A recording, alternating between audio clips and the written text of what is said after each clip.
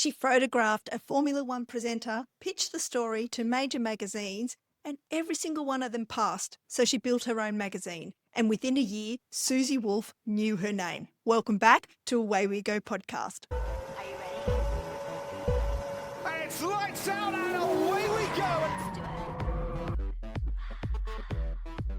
Welcome back to Away We Go podcast, a Formula One podcast that goes beyond the track limits to talk about travel and lifestyle surrounding the sport. I'm your host, Diane Bortoletto, and today I'm in Margaret River in the southwest of Western Australia. And I've got a very special episode for you this week. I'm joined by Esme Buxton, inspirational young woman who has, wow, just blown my mind with what she's done. She's a fashion photographer and she's also the editor of the Paddock Journal, which is a brand new annual Formula One centric magazine that's got a very... I'll let Esme talk about that. So welcome to the show, Esme. Thank you, Diane. Lovely to meet you. Where can we find you today? Where are you at the moment in the world? Yeah, so I'm at my home in Cheltenham, which is near London in England. It's a really nice part of the world. Not many people know about it, actually. Yeah, if you ever come to England, come out of London, come down to Cheltenham. There's more going on than you think. We're across the other side of the world from each other. So you're a fashion photographer. How did you start in fashion photography? How did that happen? I've been working in the creative industries for many years. I started in film production and then moved into photography and marketing. And so I've always had a creative eye, and I've always been very fascinated by culture and how we can integrate culture and create meaning through creative fields and disciplines. And then when I started to get into Formula One, that's when I started to notice that there was this huge area of the sport that was all about like fashion and culture and the lifestyle that surrounds the sport. And I just couldn't believe that there wasn't anywhere specific talking about this. If you look at other sports like basketball or soccer or the NFL, they have quite a huge, there's a lot of publication and a lot of media talk around the lifestyle of the sport. And for me, it's the coolest sport in the world. So the fact that there wasn't anything like that around, it baffled my mind. So I thought, you know what, with my background in the creative industry and my love of the sport, maybe I'm in a good position to start it and to create something that maybe other people are also interested in. So that's how I started everything. Oh, wow. And did it start as a website or a blog? And then what was the progression for the Paddock Journal? To be honest with you, it all started through meeting Laura Winter, who's an F1 TV presenter that I'm sure everyone knows. We're from the same area. We have mutual friends. And I obviously knew about her through my love of F1. And I always said it's a dream of mine to photograph Laura. That would be such a bucket list moment to get to meet her and get to photograph her. And so we managed to make it happen. And I wanted to create an editorial for her that we would then pitch to major magazines, because Laura's story is fascinating. She's a really interesting person. She's got so much to say. And I thought that her being so integral to Formula One, anyone want to hear her story. And so we were pitching this idea, pitching these photos, pitching this story to major magazines, and no one was that interested. And I thought that was really fascinating. So I thought, you know what, we need a fashion and motorsport magazine. They would love this story. They would want this. So searching. Just couldn't find it. Could not find anything that I thought existed. So that's when I started the Paddock Journal.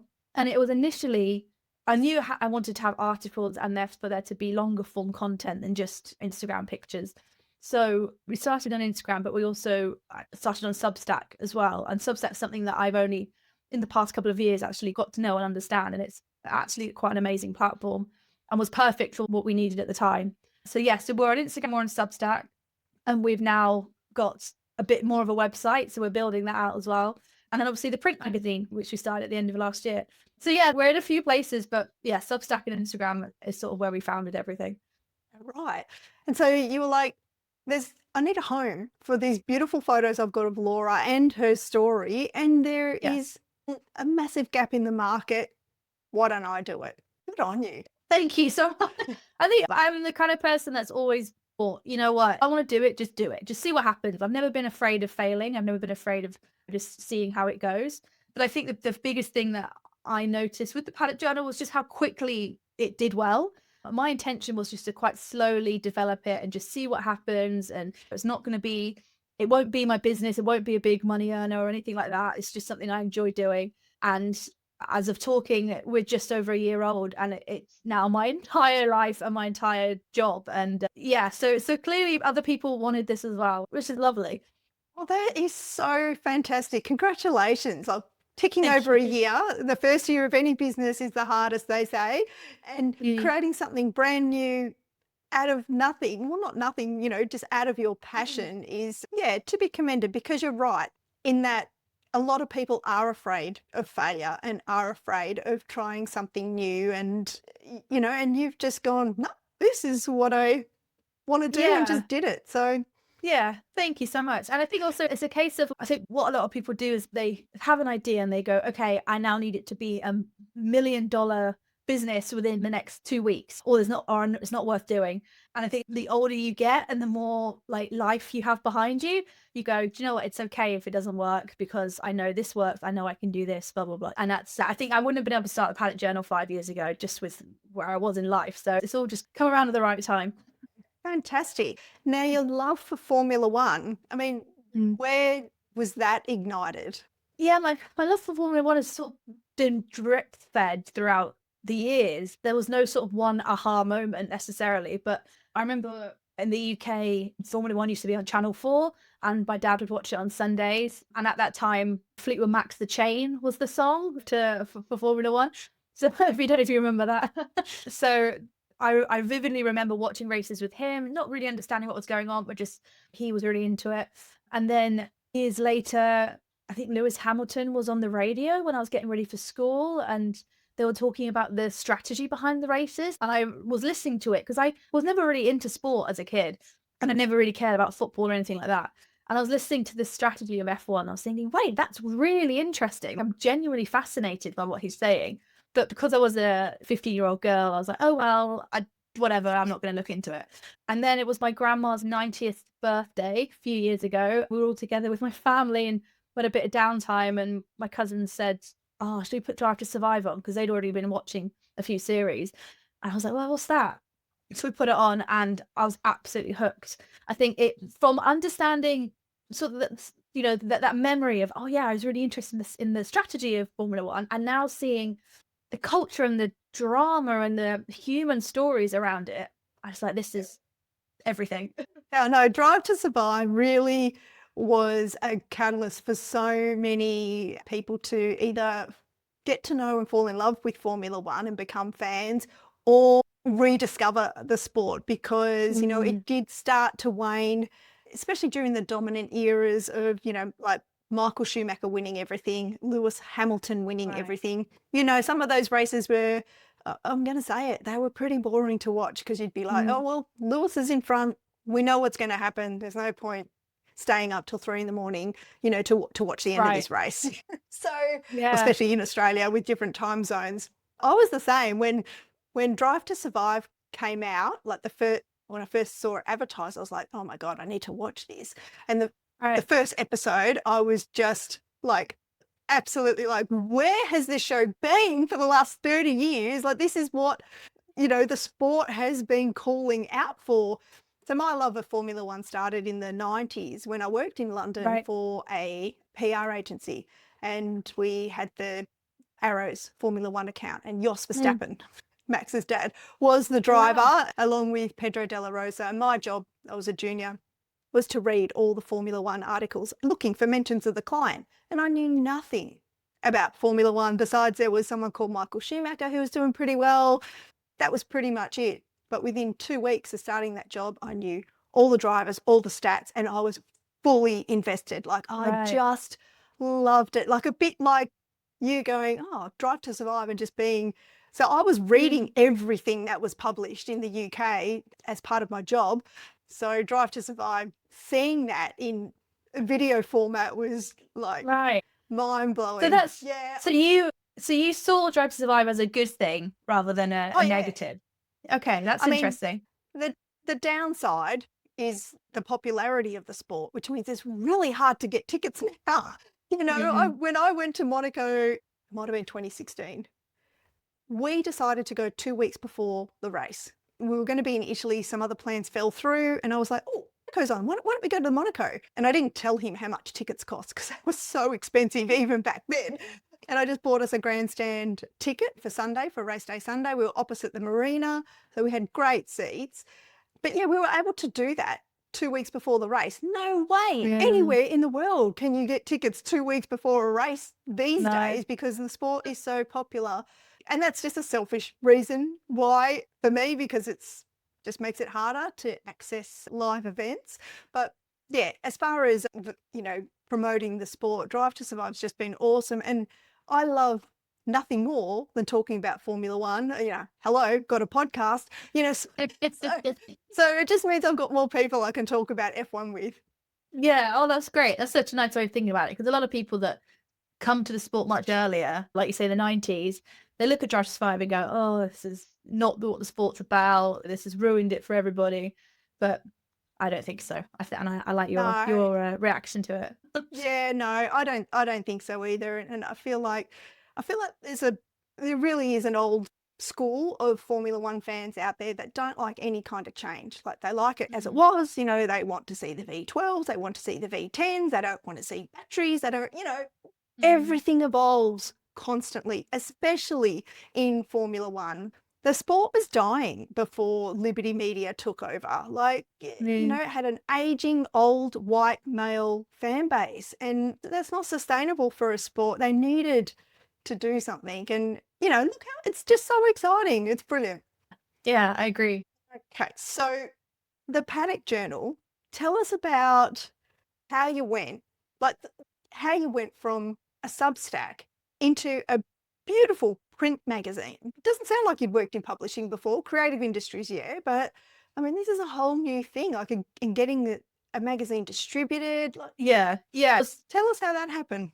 It was a whole thing, and it was exhausting. But it was always my idea to create a magazine eventually. It wasn't my anticipation to do it within the first year of making the Paddock Journal at all. But a friend got in touch at the end of last year and just said, hey, look, you've got so much content. Let's do a physical magazine, because at the end of the season, people are going to be craving F1 content over Christmas and New Year. Why don't we give them that content that they need? And I thought that, what, that's a good idea. Can we do it in time? Do we have the manpower? And the answer was no. There was 3 of us making this magazine, but we decided, look, if this is what we're going to do, is we're going to create an annual magazine. So it's not a quarterly or anything like that. It's one a year. For now, that might change. And it's going to recap the season from a cultural and lifestyle perspective with a heavy accent on fashion. And so we put together our best Substack articles from the year, our best online articles that really spoke to what happens in 2025 in motorsport, and then also commissioned some original pieces that would only be available in the magazine, and then looked at who we could potentially have on the cover. And it just so happened that Cadillac were coming up at around a similar time, like their profile was being raised. And one of my writers said, hey, look, Cassidy Towris she's part of the Cadillac F1 team. She's a real fashion girl. She's very cool. Would it be worth getting her involved and seeing if we could, do an interview with her? And I thought, yeah, let's give it a go. Why don't we pitch to have her as the cover? I think that would be really amazing. So I can get into that story in a bit, but we made the magazine in just over 2 months with 3 of us, who none of us had experience in publishing before. I've had experience with magazines from a photographer's perspective. I understand about submitting and creating content for magazines, but I don't know anything about publishing. So it was very much a baptism by fire, and we figured it all out as we went along. The first magazine we did print on demand because we are grassroots. We don't have any funders. We fund ourselves and we try and make money as we go. So we didn't have a budget to distribute anything, or had no adverts in the magazine either. It's front to back, it's all content. Oh, yeah, so it's a lot of work, but we did it. And I've always said to myself, when we do it again, we're never doing it the same way. We've got a much larger team already at the start of this year, which is fantastic. So we're going to give ourselves much longer lead time, and yeah, we're gonna make it work in a much more streamlined way. Yeah, and so I mean, it looks like a beautiful magazine. Who did all the artwork and the layout? And like, did you do that yourself, or were you using templates online? And I didn't even Yeah, know you so could print magazines on demand. Like, who knew? Yeah. I know. Yeah, well, that's it. Everyone on the team had their specific knowledge. So we had the wonderful Sarah on board who understood about print on demand. So she helped us in that area. And then my best friend is a graphic designer and she works for agencies. So she understands how to lay out a magazine. So she helped me with that. And then my friend Laura, who's our head of marketing, she then helped us figure out how to distribute it and get the word out there. So between us, we managed to make it work. But a lot of the content as well, which I'm just so grateful for, is a lot of the photography is mine, but it's also other photographers who are just huge F1 fans. We've also all the writers are people that are just part of our community who love F1. So everyone was just doing it for the love of it. And I think that's maybe why it was so successful, because there's just a lot of love and care that went into it. Right. So it's like a team of the most passionate volunteers. Yeah. And also majority of us are women as well. Everyone in the core team are women, and most of our writers and creators are women. And that felt really powerful as well, being a motorsport magazine or a lifestyle magazine about motorsport that is all very heavily female. Yeah, that felt really powerful. So I take it from that, then your target audience is women. I think so. Do you have like a set demographic, like, 16 to 35, or just all women? We never go into this, or I've never gone into this saying like, oh, we're a women's motorsport magazine. That's not necessarily what I'm aiming to produce. There's a lot of female fan focused content out there, which is fantastic.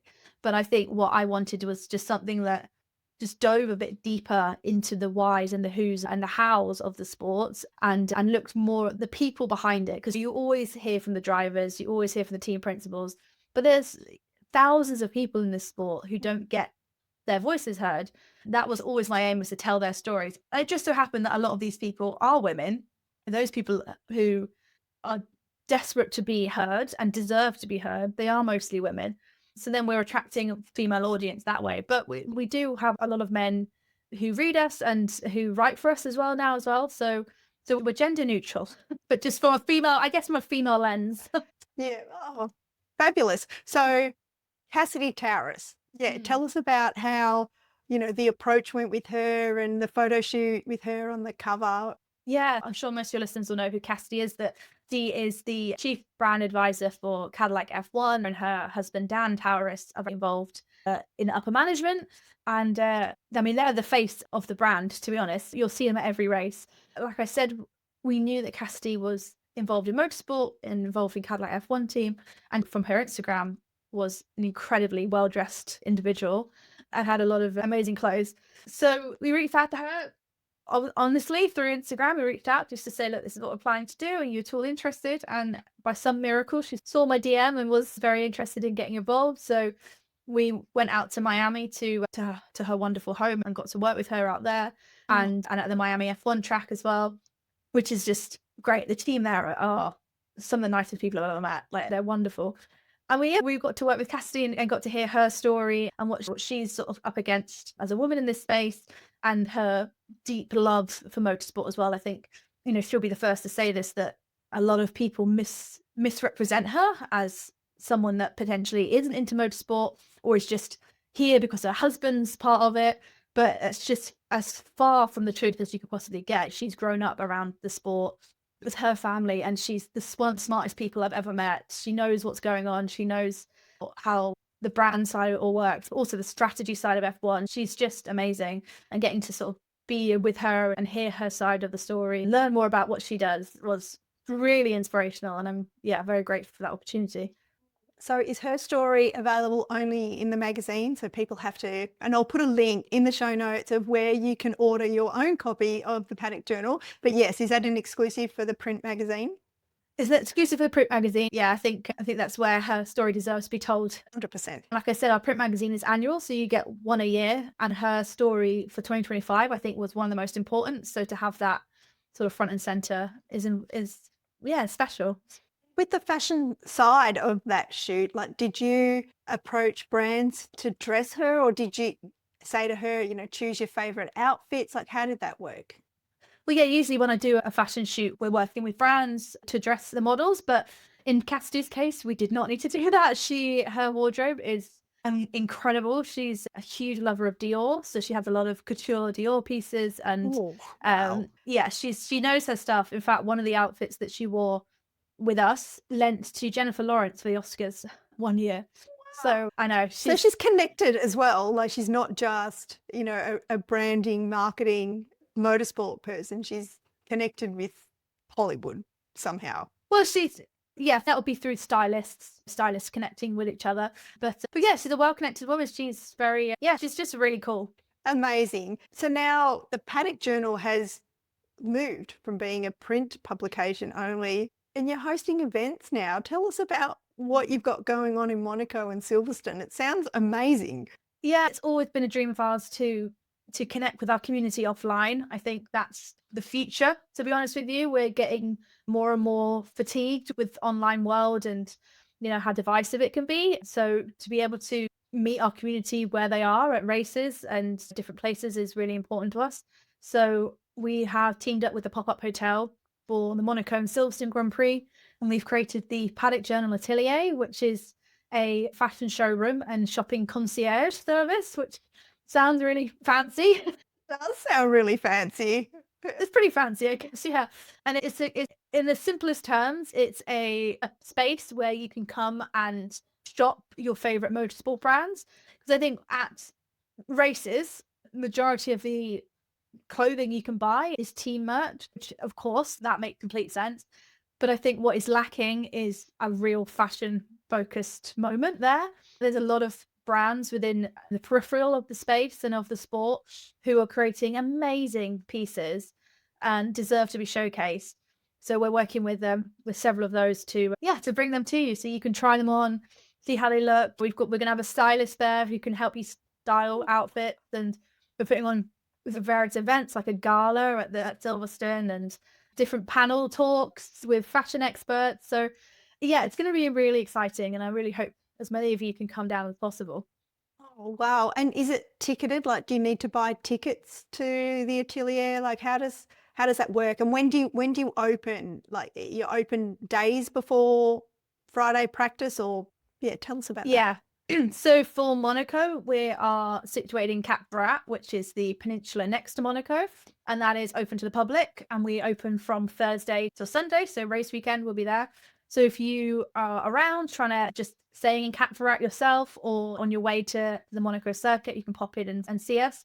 But then for Silverstone, it's really exciting actually. We're in the inner track of the circuit, and that's where the pop-up hotel have their hotel, which is the only inner track accommodation at Silverstone, and that's where we have the atelier. So if you want to come and see us there, you need to have general access and be able to get to the inner track as well, which is, I think it's just an extra ticket on top of that. Or if you're staying at the hotel, of course. If you want to stay somewhere lovely for the Grand Prix, then check out the pop-up hotel. They're not paying me to say this. I genuinely think it's really good. Well, it sounds really good. I mean, it's the only hotel inside the track, so that Mm. sounds really cool. And are there any brands that you can tell us that will be involved in the atelier? We're going to keep it secret for now. We're going to start posting about that in the next few weeks. So head to our Instagram and keep an eye out for that. Okay, I'll put a link to show notes to that as well, so you can find the Paddock Journal's Instagram easily. Oh, fantastic. Well, Esme, is there anything else that you would like to add before we dive into the final three? I think the only thing I'd like to add is I think I get a lot of messages from people asking me how I've done this and how they can get involved in motorsport and why is it so difficult to get into motorsport? People are desperate. I just want to say to people that if I can do this, if I can create the Paddock Journal and get my foot in the door, then there's nothing to say that you can't. And I think a lot of people see motorsport as this kind of entity that's really hard to access, but the people that work in the sport are honestly some of the nicest people I've ever met. People that just want to see you succeed, that it's not as much of a gatekeeper environment as you might think it is. As long as you're bringing something of value to the sport and aren't just trying to, if you just want to get a paddock pass, then you're going to struggle. But if you want to come and bring something of value to the sport, then, you will be accepted with open arms. So just don't stop trying. I just think people need to know that there's room for everyone here, male, female, anywhere on in life. So yeah, just don't stop trying. Yeah, and like if people want to work in Formula One, there's so many different pathways to get in. Your first job might not be head of content creation at Mercedes, but if Exactly. you've got realistic expectations, there's like so many agencies that service Formula One, for example, and so many different pathways, and even volunteering as a marshal, at tracks Yeah. near your hometown. So if people are passionate about getting into Formula One, if that's their goal, well, I think the pathways are endless. You just need to perhaps be a little bit creative on how you approach it. And, my top advice would be to follow your passion, exactly like you have. Because if you love what you do, then you don't work a day in your life, right? Isn't that what they say? Absolutely. Or you work 24 hours a day, but I don't know. 100%. I do have one last question before we dive into the final three. So since in the last year, since the Paddock Journal's come to be, has your access to Formula One changed, and how has that changed, and what's been, I guess, a real pinch me moment? Oh my gosh, several. Yes, Matt, I can honestly now say I work in motorsport, which is a pinch me moment in itself. I get invited to things more now. I'm doing something very exciting at the Miami Grand Prix that, again, I can't talk about yet, but I will, again, look on our Instagram and we can talk about that soon. But so things are really happening. To be honest, the pinch me moment happened just last weekend. I'm in the process of producing some really interesting documentary about the karting world and looking at how almost all Formula One drivers start in this one specific karting environment. And it's a really fascinating story. But we got to meet Susie Wolf, who was there with supporting her son, Jack. And that was really interesting to hear from her. And I introduced myself to Susie and told her what I do and who I am. And she said, "Oh, I know the Paddock Journal. I love what you do." And I got to admit, Oh yeah, I would have fainted. I think that's just I did when we did the lovely interview with her and we had a lovely chat. And when she left, I did shed a tear. It was very, very, very lovely.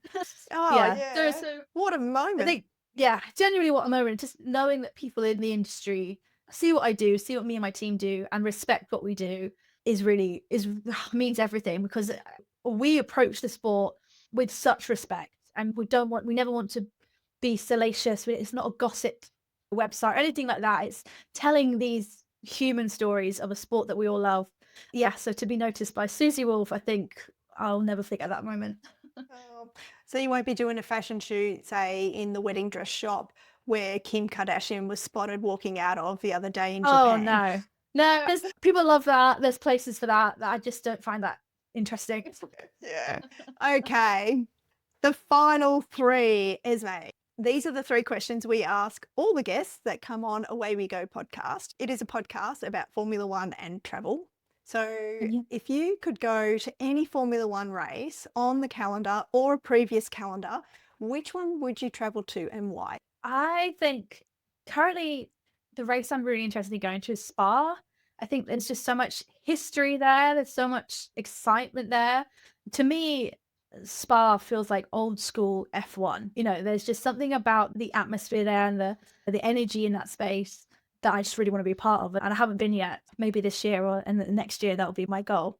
Yeah, I've heard it's in really beautiful surrounds as well, like the countryside around there. Yeah. Oh, lovely. Yes, I haven't been to Spa either, and I would love to go. Yeah. Okay. Which Formula One destination would you choose to go to for a holiday during a non-race week, so no Formula One action at all, and why? I think I would say Melbourne. I used to live in Sydney for a while.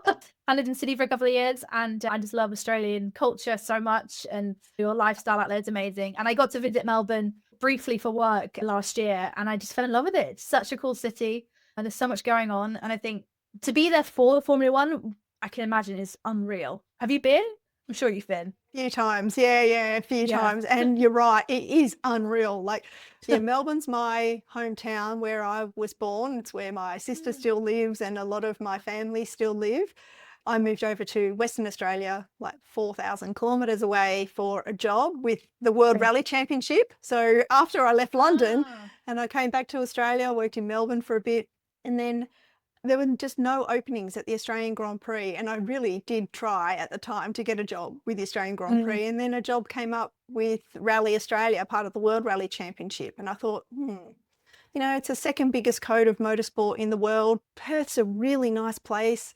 I'd visited a couple of times. I knew a few people in Perth, and I thought, you know what? This will be good on my CV for a couple of years. So I moved across. Well, actually, they moved me across to Perth.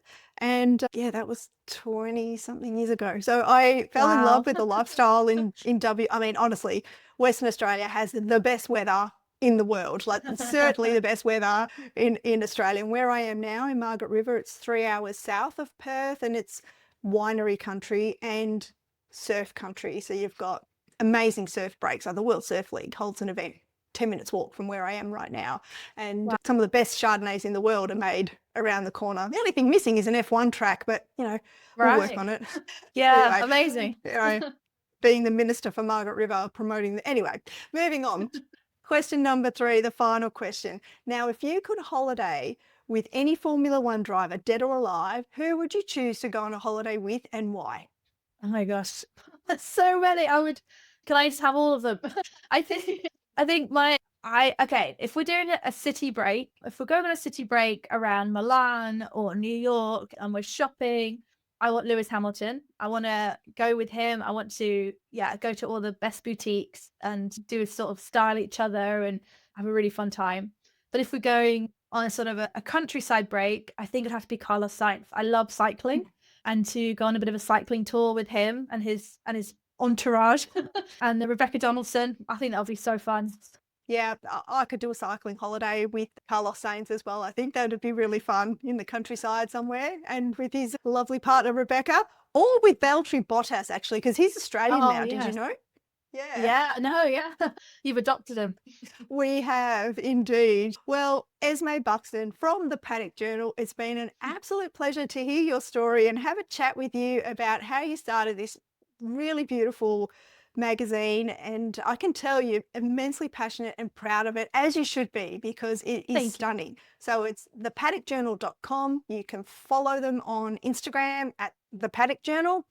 And I'll put all the links in the show notes. So thank you so much for coming on Away We Go podcast. Oh, thanks, Di. It's been lovely to talk to you. Oh, and thank you everybody for tuning in and having us in your ears.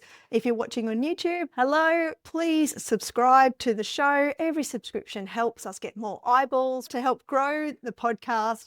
You can follow us on all the social media platforms. We're on Instagram, TikTok, YouTube, Facebook, LinkedIn.